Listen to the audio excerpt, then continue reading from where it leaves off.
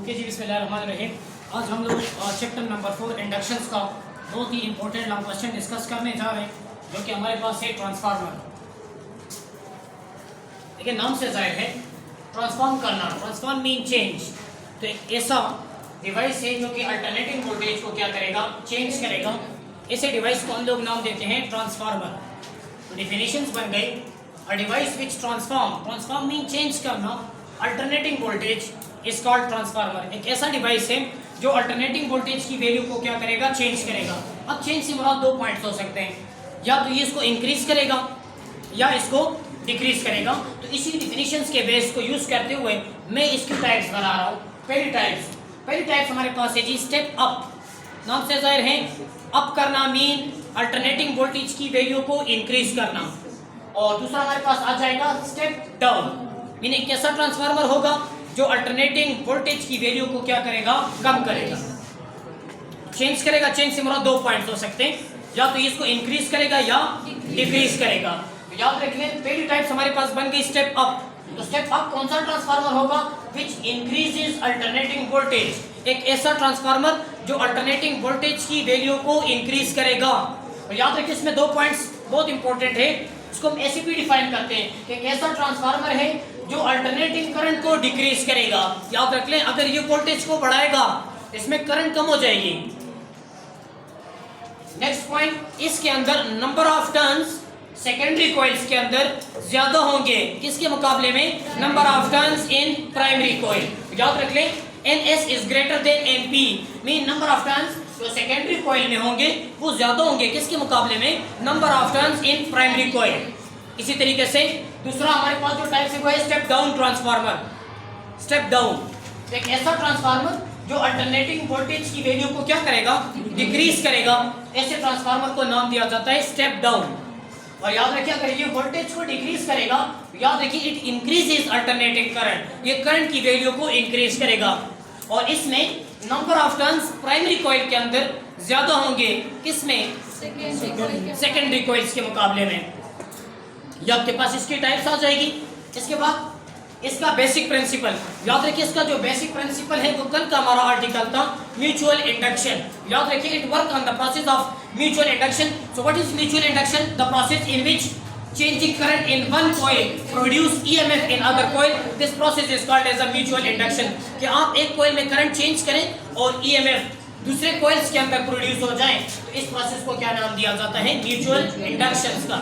अगर हम इसकी कंस्ट्रक्शंस की तरफ जाएं तो याद रख लें इसकी कंस्ट्रक्शन कुछ इस तरीके से, मैं साथ साथ में ड्रॉ भी कर रहा हूँ। It consist of soft iron core, iron का पीस है। कौन सा आयरन यहाँ पर मैं यूज कर रहा हूँ, सॉफ्ट आयरन।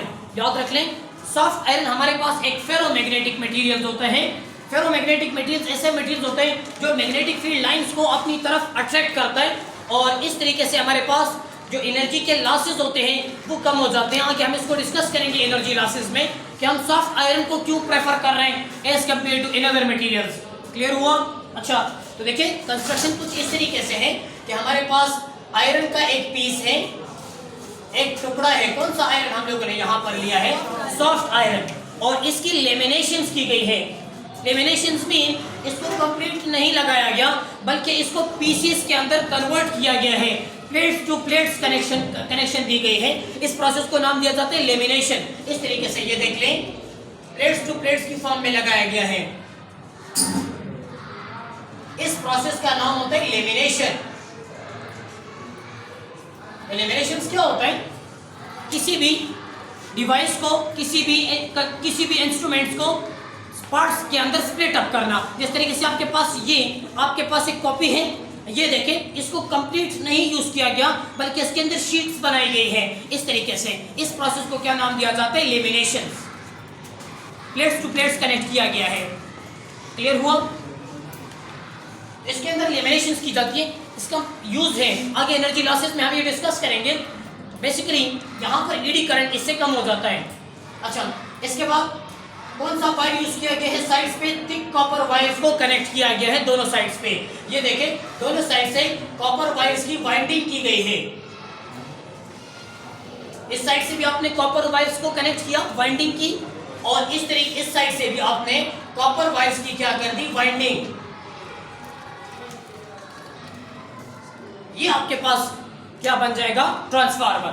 अब याद रख लें, ये जो कॉइल है जहां से आप इनपुट देंगे, इस कॉइल को हम लोग नाम देते हैं प्राइमरी का, और जहां से आप आउटपुट लेंगे, इस कॉइल को हम लोग क्या नाम देते हैं, सेकेंडरी। याद रख लें, प्राइमरी कॉइल कौन सा होगा, जहां से हम इनपुट देंगे, और जहां से हम आउटपुट लेंगे वो हमारा सेकेंडरी कॉइल आ जाएगा। प्राइमरी कॉइल्स के अंदर ये जो नंबर ऑफ टर्न्स है, इसको रिप्रेजेंट किया जाता है एनपी से, क्लियर। और यहाँ पर नंबर ऑफ टर्न्स को रिप्रेजेंट किया जाएगा एनएस से। अगर मैं आपसे पूछूं, बताएं ये कौन सा ट्रांसफार्मर है, आइए ये स्टेप अप है या स्टेप डाउन, तो जरा गौर कर लें। यहाँ पर नंबर ऑफ टर्न सेकेंडरी में ज्यादा है as compare to number of turns in primary. यहाँ पर देखिए नंबर ऑफ टर्न्स कितने हैं, 4, क्लियर। यहाँ पर नंबर ऑफ टर्न्स ज्यादा है। ये कौन सा ट्रांसफार्मर बना, ये स्टेप अप है। कौन सा है, स्टेप अप ट्रांसफार्मर है। बात क्लियर हो गई ना, इस तरीके से इसकी पहचान की जाती है। तो जरा गौर कर ले, यहाँ पे कंस्ट्रक्शन में मैंने क्या लिखा, लेमिनेटेड, लेमिनेशंस की गई है, मीन प्लेट्स टू प्लेट्स की फॉर्म में कनेक्ट किया गया है। किसको, सॉफ्ट आयरन कोर को, on which thick copper wire is bounded. दोनों साइड से थिक कॉपर वायर को यूज किया गया है। आगे एनर्जी लॉसेस में बताऊंगा कि थिक कॉपर वायर का इस्तेमाल क्यों किया जाता है। Thick copper wire is bounded on both sides, clear. दोनों साइड्स पे कॉपर वायर्स की बाइंडिंग की जाती है। तो दो कॉइल्स बन गए, एक प्राइमरी और दूसरा। तो प्राइमरी कॉइल कौन सा होगा, जहां से हम इनपुट देंगे और जहां से हम आउटपुट लेंगे वो हमारा सेकेंडरी कॉइल बन जाएगा।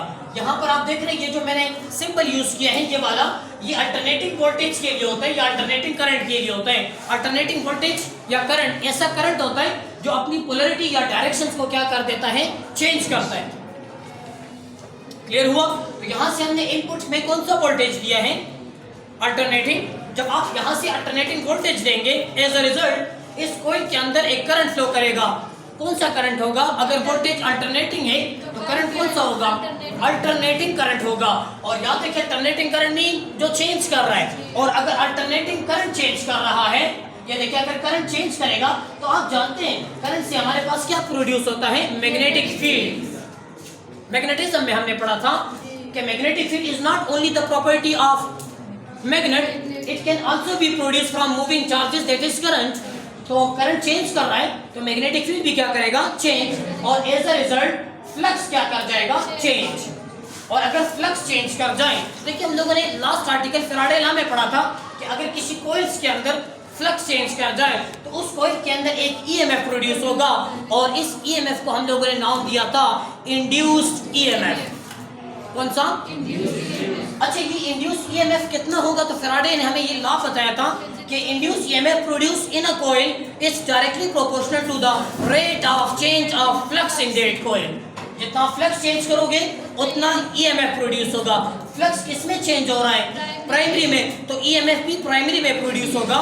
तो यहाँ पर मेरे पास रिजल्ट बनेगा EP is directly proportional to del phi over del t, mean rate of change of flux. और अगर आप यहाँ पर प्रोपोर्शनलिटी साइन हटाएंगे तो आप यहाँ पर कांस्टेंट यूज करेंगे, और वहाँ पर कांस्टेंट क्या था, नंबर ऑफ टर्न्स। लेकिन यहाँ पर किस पर बात हो रही है, प्राइमरी में। यहाँ पर आ जाएगा number of turns in a primary coil, और साथ में आ जाएगा del phi over del t. और ये negative sign, it shows the direction, और नेगेटिव साइन हमें ये बताएगा कि इसकी जो डायरेक्शन है वो हम कैसे मालूम करेंगे, by using Lenz law, that is effect always opposes it's cause. Cause this number 1। ये जो चेंज इन फ्लक्स है ये इस कॉइल में से भी पास करेगा। याद रख लें ये कॉइल इस कॉइल की फील्ड में पड़ा हुआ है, मीन म्यूचुअल इंडक्शन। यहाँ पर ईएमएफ कितना प्रोड्यूस होगा, तो जितना यहाँ पर फ्लक्स चेंज करेगा।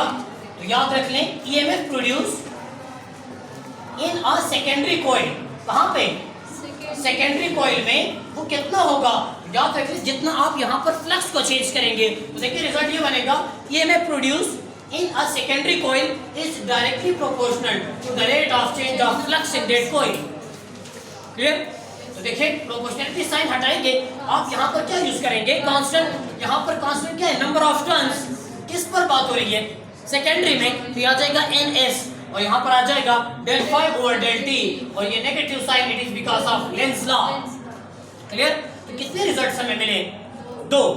अब देखिए इस कॉइल में करंट चेंज हुआ, ईएमएफ इसके अंदर प्रोड्यूस हुआ, तो the process is called mutual induction.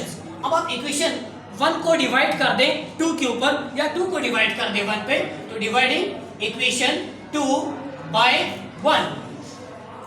आप इक्वेशन 2 को डिवाइड कर दें किस पे? 1 पे। तो हम जानते हैं लेफ्ट साइड लेफ्ट पर डिवाइड होगा और राइट साइड राइट साइड के ऊपर डिवाइड होगा, लेकिन मेरे पास रिजल्ट ये बनेगा ES divided by EP clear is equal to NS del phi over del T, लेकिन माइनस में यहां पर आएगा NP into del phi over del T, साथ में क्या हो जाएगा नेगेटिव साइन, ये माइनस माइनस के साथ क्या हो जाएगा del phi over del T, ये भी कैंसिल हो गया। तो देखिए पहला रिजल्ट मेरे पास बनेगा ES divided by EP is equal to NS divided by NP। बहुत ही फेमस इक्वेशन है ट्रांसफार्मर का। आपकी बुक ने यहाँ पर EMF के बजाय वोल्टेज लिखा हुआ है, आप इस इक्वेशन को ऐसे भी लिख सकते हैं VS divided by VP is equal to NS divided by NP। बात क्लियर हो गई ना? अब यहाँ पे जरा थोड़ा सा आप लोगों को ये फील करवा रहा हूँ, जरा गौर कर लें। एक छोटा सा न्यूमेरिकल्स करते हैं इस पे, जरा गौर कर लें। लेट करें, इनपुट वोल्टेज हम दे रहे हैं, इनपुट कहाँ से देंगे? प्राइमरी को। तो ये देखिए EP लेट कर दिया, इनपुट वोल्टेज हमारा कितना है 30 वोल्ट, कितना 30 वोल्ट, इनपुट हम 30 दे रहे हैं। लेट करें प्राइमरी के अंदर नंबर ऑफ टर्न्स है 2, कितने टर्न्स है? और नंबर ऑफ टर्न सेकेंडरी के अंदर कितने हैं 3। ये कौन सा ट्रांसफार्मर होगा? NS is greater than NP, so this is step up transformer, mean ये वोल्टेज की वैल्यू क्या करेगा? बढ़ाएगा। आप मुझे बताएं what will be ES, mean output में हमें वोल्टेज कितना मिलेगा? आप जानते हैं स्टेप अप है तो वोल्टेज इंक्रीज होगा, लेकिन मैं कैलकुलेट कर सकता हूँ, मेरे पास ये रिजल्ट है, ये देखिए जी ES divided by EP is equal to NS divided by NP। मैंने ES मालूम करना है, ये टर्म्स डिवाइड है, इधर आएगा, देखिए रिजल्ट ये बनेगा मल्टीप्लाई बाय EP। देखिए ये NS कितना है 3, ये कितना है 2 और ये 30। देखिए रिजल्ट बनेगा 30 multiply by 3 90 divided by output voltage हमें कितना मिला 45। इनपुट कितना था 30 और आउटपुट 45। हम देख रहे हैं 30 को इसने बढ़ा करके कितना कर दिया 45। So this is step up transformer. ये कौन सा ट्रांसफार्मर है? स्टेप अप ट्रांसफार्मर है। Input voltage is 30 while output is 45। So this transformer is called as a step up transformer. या के एमसीक्यूज का जो सेट आपके पास लास्ट 2-3 एमसीक्यूज है, उनमें से ये ऑप्शंस है, एमसीक्यूज ही मैंने सॉल्व किया है। उम्मीद करता हूँ यहाँ तक आर्टिकल्स क्लियर हुआ।